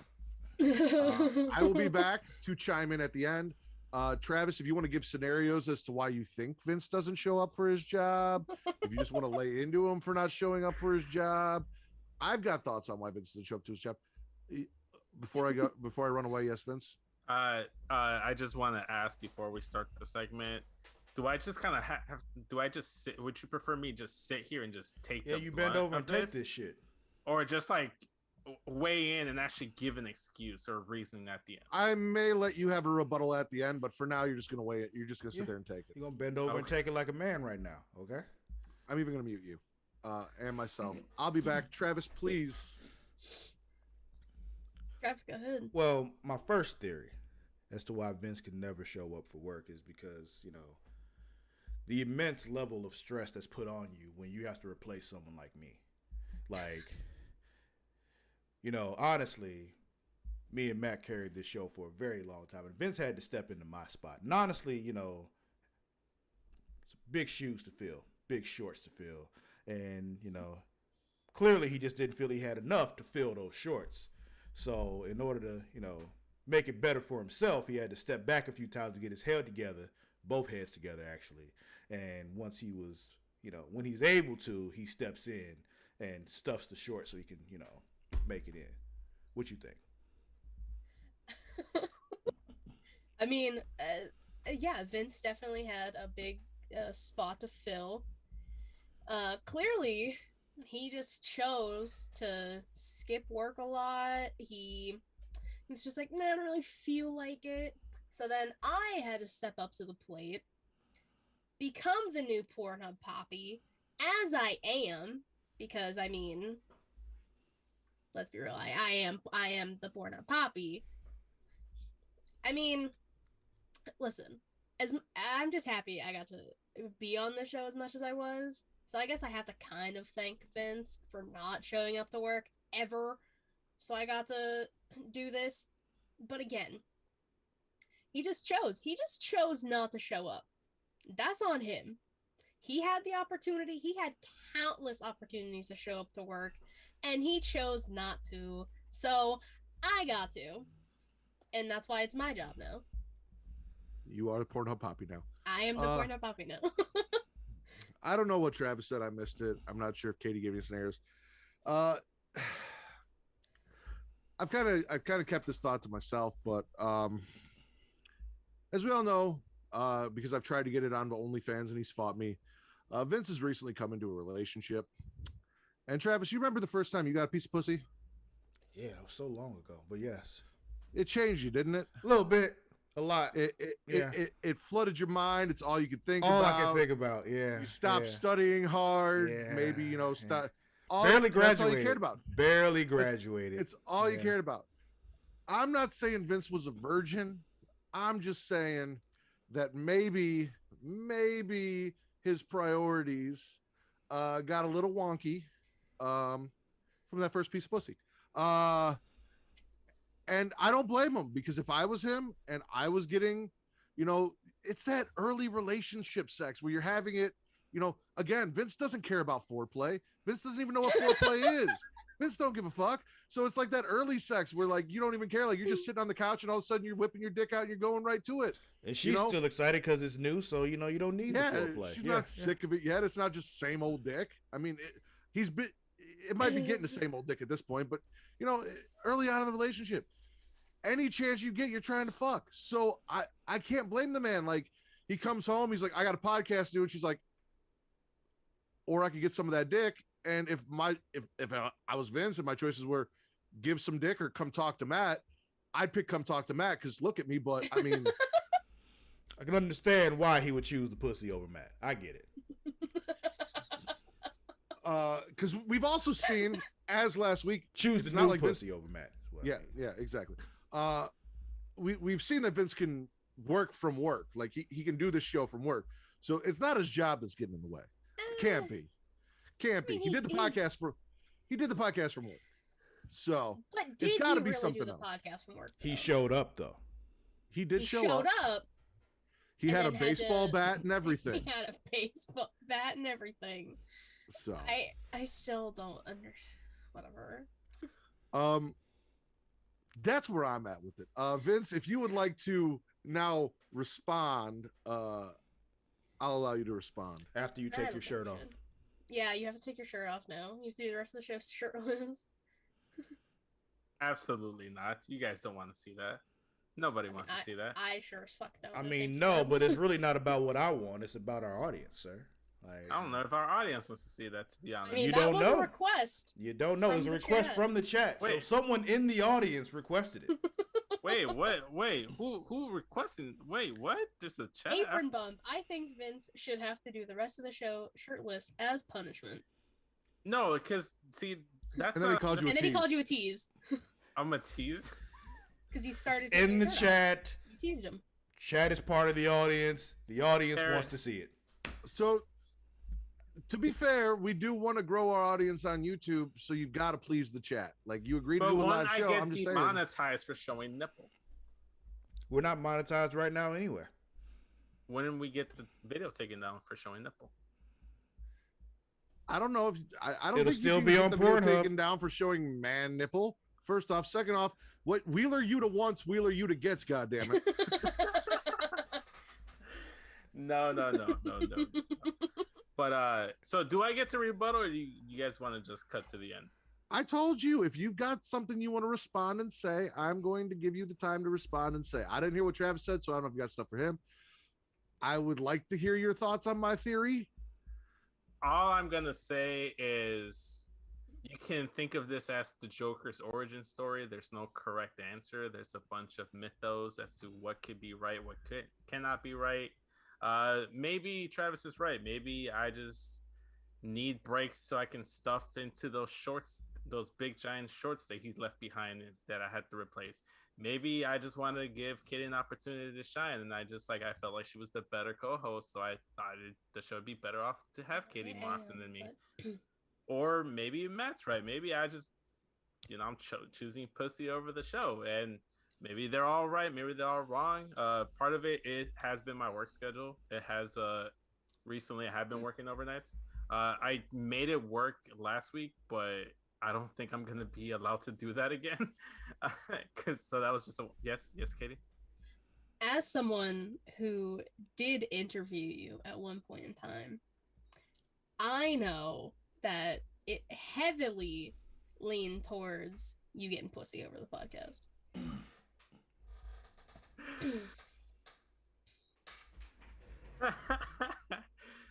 You're not wrong. Like I said, this is a little bit more of a serious. This has been the most serious relationship I've been in forever. Yes, Matt. Do you have a black light? No, I don't. God damn it. You need to get a black light, because I got to see what that couch looks like. With all this pussy you're getting, I got to see what that couch looks like. Well, like I was saying, like before, like my dating life wouldn't cut into the show because it was just that. It was just dating, just casual. But once it became a relationship, it just kind of cut into the show. And then, you're in the honeymoon phase. It's okay.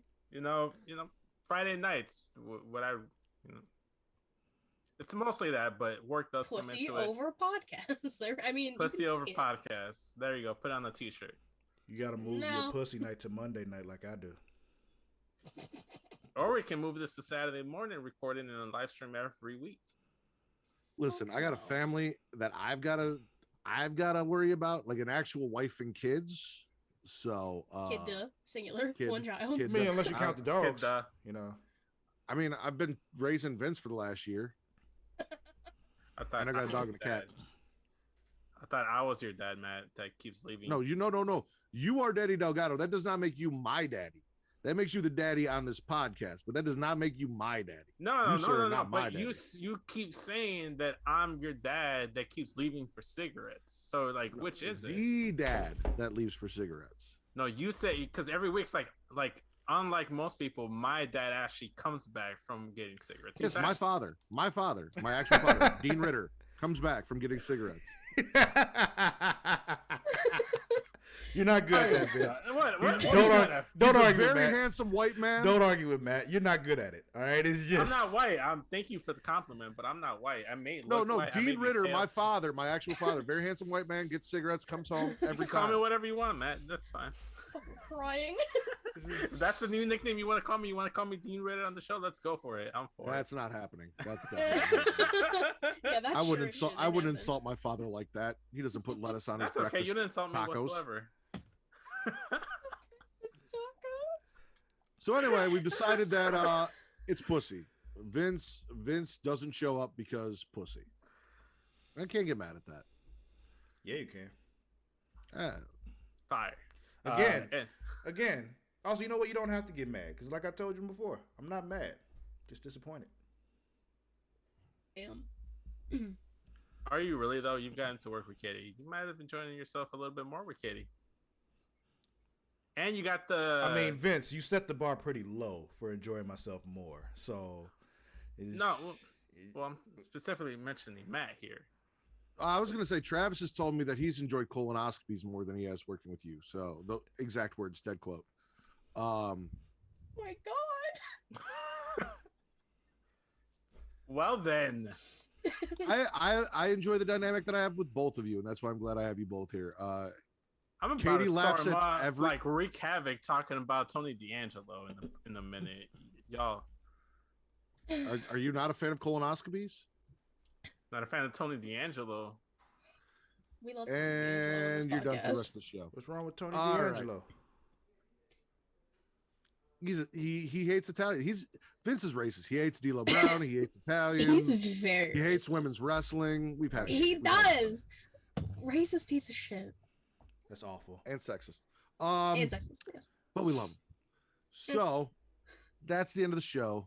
Katie, go ahead and plug everything you've got going on. All right, hold on. I had a big coughing fit, and I gotta try and catch my breath. Hold on. All right.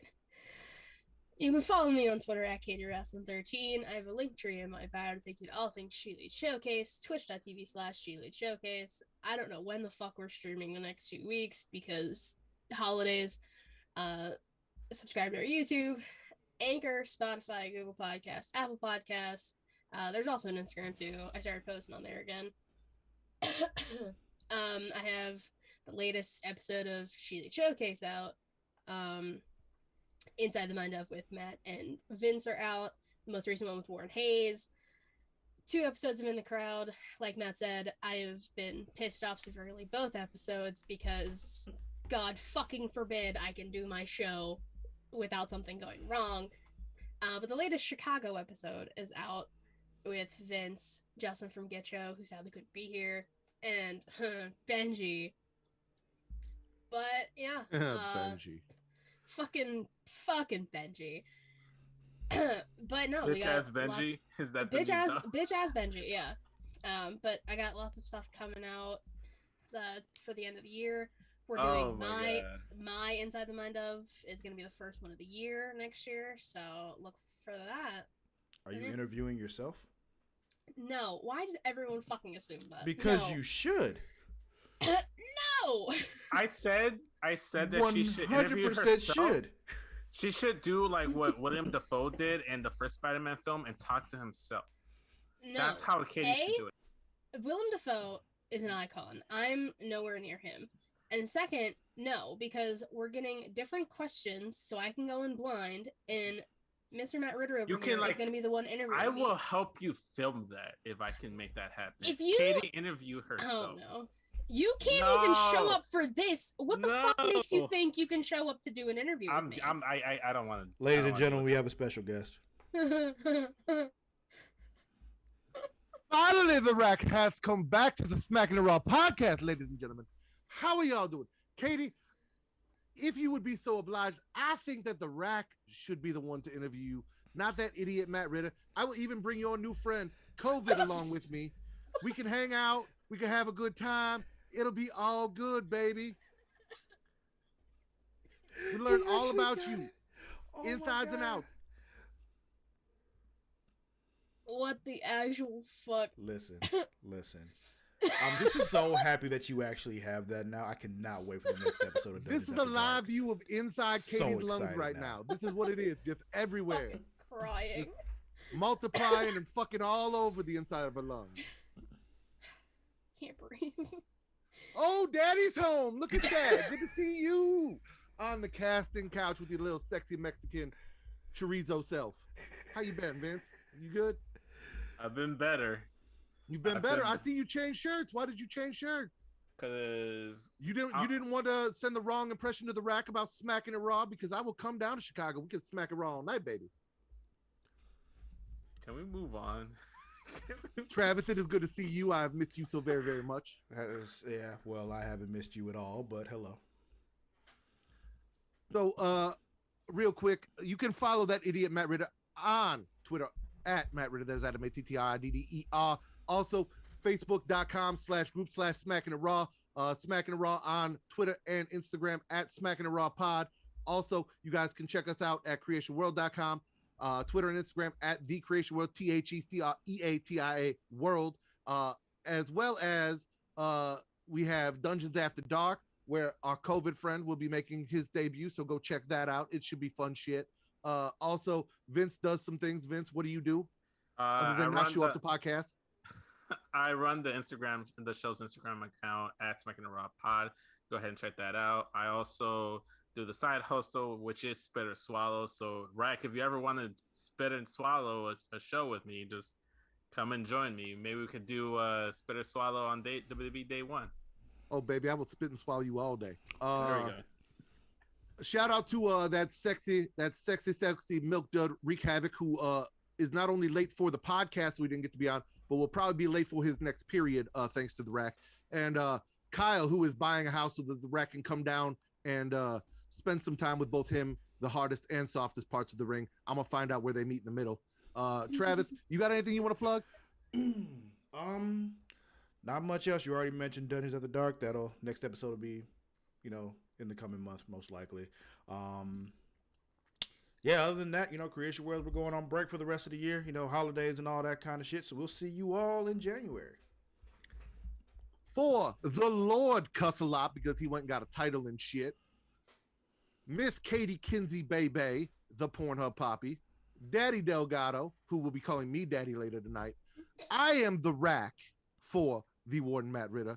And we are Smackin It Raw, the #1 wrestling podcast on Pornhub, baby. Peace. Later, y'all. Happy New Year.